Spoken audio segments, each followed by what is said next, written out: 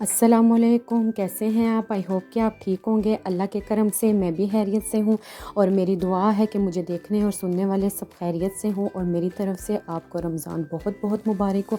अच्छा, पता ही नहीं चल रहा और रोज़े मतलब गुज़रते ही जा रहे हैं, यानी कि एक एक दिन कम होता जा रहा है। तो क्या पता अगले साल इंसान को रमज़ान नसीब हो ना हो, क्योंकि ये तो अल्लाह ताला के काम होते हैं। बस अल्लाह सबको अपने हिफ्ज़ व ईमान में रखे और अल्लाह ताला तमाम मुसलमानों पर अपना रहम और करम करें। यहाँ मैं कोफ्ते बना रही थी तो मैंने आपके साथ कोफ्तों की रेसिपी शेयर करूँगी। कोफ्तों मैंने ऑलरेडी फ्रीज़ किए हुए थे और इसकी जो मैरिनेशन है वो भी मैंने बताई हुई है। तो आपने अगर देखनी है वीडियो तो लिंक डिस्क्रिप्शन में मैं दे दूँगी, आप लोग जाके देख लीजिएगा। और बिल्कुल कोफ्ते टूटे नहीं थे और बहुत मज़ेदार बने थे, आप लोग ज़रूर ट्राई कीजिएगा।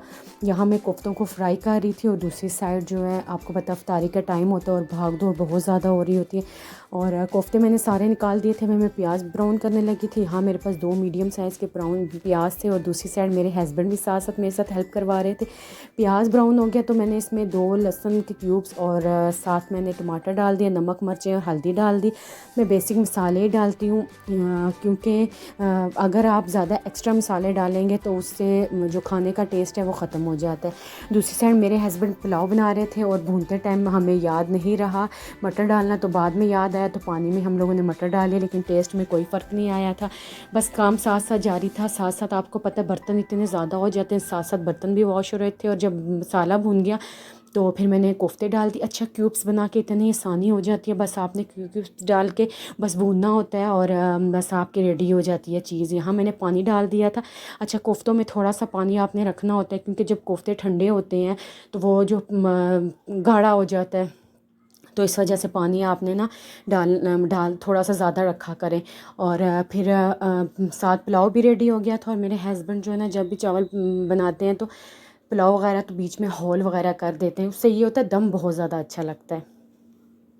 खैर, खाना वगैरह मेरा रेडी हो गया था और फिर मैंने ऊपर हरा धनिया और कसूरी मेथी मुझे बहुत ज़्यादा पसंद है, इस वजह से कसूरी मेथी मैं ज़रूर डालती हूँ। ऊपर मैं गरम मसाला होममेड है ये भी मैं ज़रूर डालती हूँ।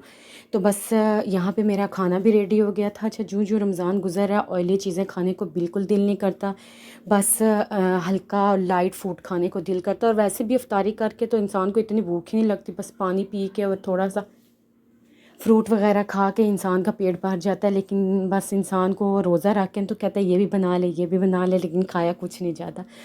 और बस यहाँ मेरे कोफ्ते भी रेडी हो गए थे, चावलों को भी मैंने दम दे दिया था। और यहाँ मैं मिंट मार्गरीटा बना रही थी। मैंने चीनी और पुदीने को वॉश कर लिया था, साथ मैंने काला नमक डाला और मैं अब तकरीबन हाफ़ बोतल इसमें 7 अप की डालूँगी और इसको ब्लेंड कर दूँगी। ये मेरे आज खाने की फ़ाइनल लुक थी।